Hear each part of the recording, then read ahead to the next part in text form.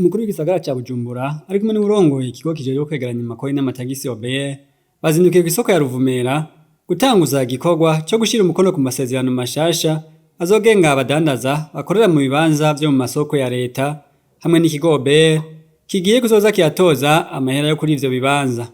Bamwe mu badandaza bayaze n'imbonesha kure BTV bavuga ko bagiye kurihishwa amafaranga menshi cane ndetse baca basaba ko yogabanwa. Mu gihe nahora ndiha 25,000 ku kwezi nkaba mbonye yuko sinyira ibihumbi 600 nzoriha ku kwezi. Nkaba mbona yuko niyo 25,000 yahora ingora. Nkaca mbona yuko n'umunsi ntegerezwa kuriha 600,000.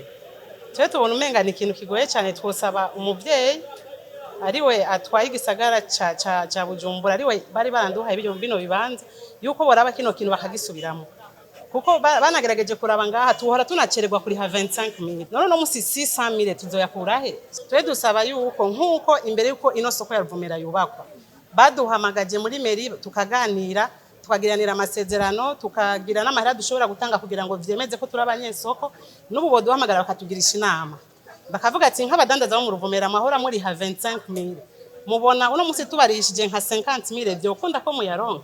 Umukuru w'igisagara ca Bujumbura Jimmy Hatungimana yavuze ko ico gikorwa kiriko kigenda neza nayo ababona ko batazoronka amafaranga yo kuri ivyo bibanza aca basaba kubitura kugira babafashe. Rero no munsi uri hejuru nico gituma mwabonye twaje tuzananye n'umuyobozi mukuru wa OBR kugira ngo twirabire akaryo ico gikorwa kiriko kiragenda.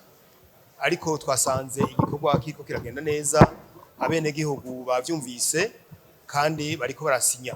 Aho rero ni muntu mbere yuko uriko arakorera muri ico kibanza na cyane cyane ko citwa ko ari kibanza ariko arakorera mu misi yose ari no cyo kibanza ciwe kamuhaye aheza agasinya kontra neza ko yemeje ivyo OBR izoza irasaba ku kwezi na cyane cyane amafaranga.